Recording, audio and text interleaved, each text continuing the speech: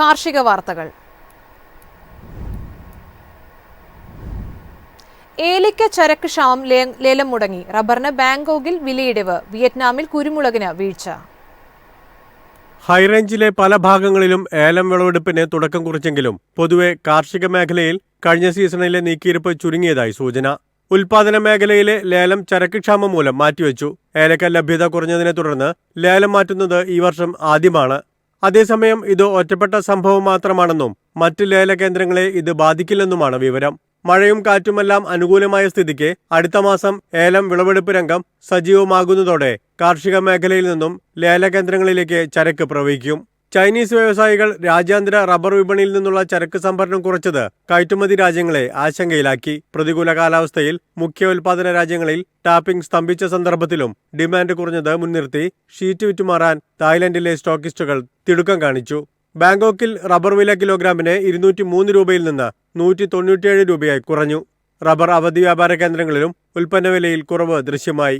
കൊച്ചിയിൽ 4ാം grade rubber 19,950 രൂപയിൽ വിപണനം നടന്നു. കുരുമുളക് വിറ്റുമാറാൻ വിയറ്റ്നാം തിടുക്കം കാണിച്ചു. ആഭ്യന്തര മാർക്കറ്റിൽ മുളക് ലഭ്യത ഉയർന്നത് തുടർച്ചയായ ദിവസങ്ങളിൽ അവിടെ നിരക്ക് കുറയാൻ ഇടയാക്കി. ഇതിനിടയിൽ കയറ്റുമതി മേഖലയിൽ നിന്നുള്ള ആവശ്യക്കാരുടെ അഭാവം വിലയെ ബാധിച്ചു. വിയറ്റ്നാം മാർക്കറ്റിൽ കുരുമുളക് ഏകദേശം കിലോ 408 രൂപയിലാണ് ഇടപാടുകൾ നടക്കുന്നത്. News desk MyFin TV. പാൽവില കൂട്ടേണ്ടി വരുമെന്ന് മിൽമ. സർക്കാരിന് ഇത് സംബന്ധിച്ച് ശുപാർശ നൽകുമെന്ന് മിൽമ ചെയർമാൻ. സംസ്ഥാനത്ത് പാൽവില വർദ്ധിപ്പിക്കുന്നതുമായി ബന്ധപ്പെട്ടുള്ള ആലോചനകൾ തുടങ്ങി മിൽമ. ഇത് സംബന്ധിച്ച് മിൽമ ചെയർമാൻ KS മണി സൂചന നൽകിയതായും റിപ്പോർട്ടുകളുണ്ട്. ലിറ്ററിന് 60 രൂപയാക്കണമെന്ന ആവശ്യം എറണാകുളം യൂണിയൻ നൽകിയിട്ടുണ്ട്. തിരുവനന്തപുരം, കോഴിക്കോട് യൂണിയനുകളുടെ അഭിപ്രായം കൂടി ചർച്ച ചെയ്ത് സർക്കാരിലേക്ക് ശുപാർശ നൽകുമെന്നും വില കൂട്ടാനുള്ള ഉപഭോക്താക്കളുടെ ബുദ്ധിമുട്ട് കൂടി മനസ്സിലാക്കിയുള്ള തീരുമാനമുണ്ടാവുമെന്നാണ് മിൽമ ചെയർമാൻ അറിയിച്ചത്.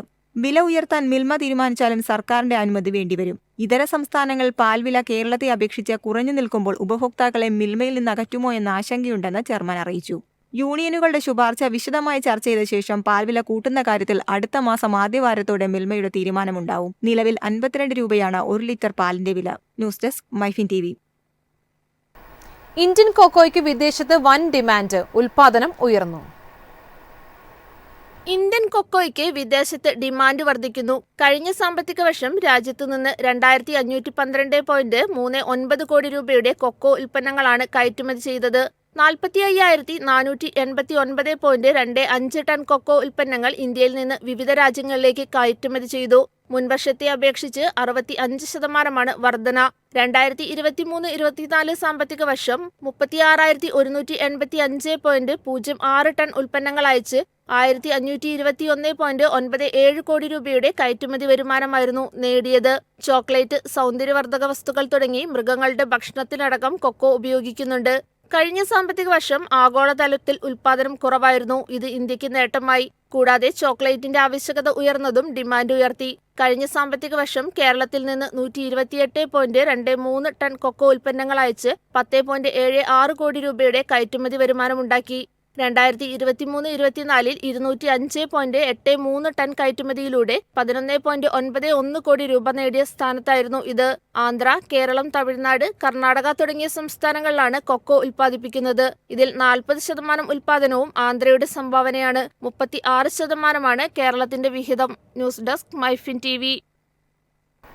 ഇന്ത്യ കശുവണ്ടിയുടെ ലോകത്തിലെ ഏറ്റവും വലിയ ഉപഭോക്താവായി മാറിയെന്ന് റിപ്പോർട്ട്. കേരളത്തിന് നേട്ടം.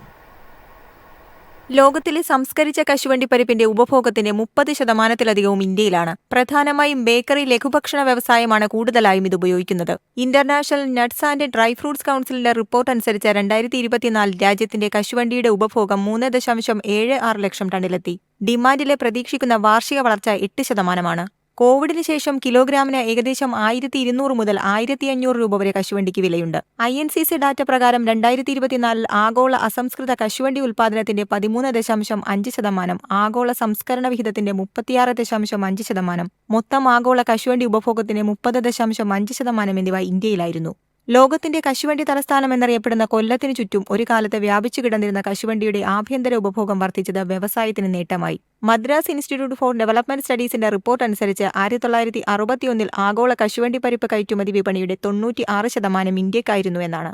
News desk MyFin TV. കേര കർഷകരുടെ ഉറക്കം കെടുത്തി വെള്ളക്ക തുരപ്പൻ പുഴുക്കൾ. നാളികേരത്തിന് വില വർദ്ധിച്ചുകൊണ്ടിരിക്കുന്ന ഈ സാഹചര്യത്തിൽ വെള്ളക്ക തുരപ്പൻ പുഴുക്കളുടെ ആക്രമണം കർഷകരെ ആശങ്കയിലാക്കിയിരിക്കുകയാണ്. സാധാരണ കർണാടകയിലെ മൈസൂരു, മാണ്ഡ്യ തുടങ്ങിയിടങ്ങളിലാണ് ഇത്തരം പുഴുക്കളെ കാണുന്നത്. വർഷങ്ങൾക്കു മുമ്പ് ഇവയുടെ സാന്നിധ്യം ചിലയിടങ്ങളിൽ കണ്ടെങ്കിലും കുറെ നാളായി വലിയ പ്രശ്നമുണ്ടായിരുന്നില്ല. എന്നാൽ ഇപ്പോൾ വീണ്ടും അവയുടെ ശല്യം വ്യാപിച്ചിരിക്കുകയാണെന്ന് കർഷകർ പറയുന്നത്. പലയിടങ്ങളിലും വെള്ളക്ക വ്യാപകമായി നശിച്ചതോടെ കർഷകർ നടത്തിയ പരിശോധനയിലാണ് പുഴുക്കളുടെ സാന്നിധ്യം തിരിച്ചറിഞ്ഞത്. തെങ്ങിൽ മാത്രമല്ല, തെങ്ങിന്റെ കുടുംബത്തിൽപ്പെടുന്ന മറ്റു വൃക്ഷങ്ങളെയും ഇവ ആക്രമിക്കും. വെള്ളയ്ക്ക പൂർണ്ണമായും തുരന്നു നശിപ്പിക്കുന്നതാണ് ഇതിന്റെ രീതി. രോഗബാധയെ പ്രതിരോധിക്കാൻ കർഷകർക്ക് കഴിയുന്നുമില്ല. തെങ്ങിന് രോഗം ബാധിച്ച് കണ്ണീരിലായ കർഷകരെ സംരക്ഷിക്കാൻ സംസ്ഥാന കൃഷി വകുപ്പിന് ഫലപ്രദമായ പദ്ധതികളുമില്ല. കൃഷിവകുപ്പ് ഉദ്യോഗസ്ഥരുടെ കൃഷിയിട സന്ദർശനത്തിലൊതുങ്ങുന്നതാണ് പ്രതിരോധ നടപടികൾ. News desk MyFin TV. കമ്പോള നിലവാരം. ഇന്നത്തെ കമ്പോള നിലവാരം. റബ്ബർ RSS 4 200, RSS 5 197, ലാറ്റക്സ് 141, ജാതിക്ക 250, ജാതിപത്രി 1800 മുതൽ 2000 വരെ, ഗ്രാമ്പു 750, അടയ്ക്ക 260, കാപ്പിക്കുരു 210, കൊക്കോ പരിപ്പ് 350, കുരുമുളക് ഗാർബിൾഡ് 67,600, കുരുമുളക് അൺഗാർബിൾഡ് 65,600, ഏലയ്ക്ക 2,300 മുതൽ 2,400 വരെ, വെളിച്ചെണ്ണ 35,600, കൊപ്ര 23,900, ചുക്ക് 22,500.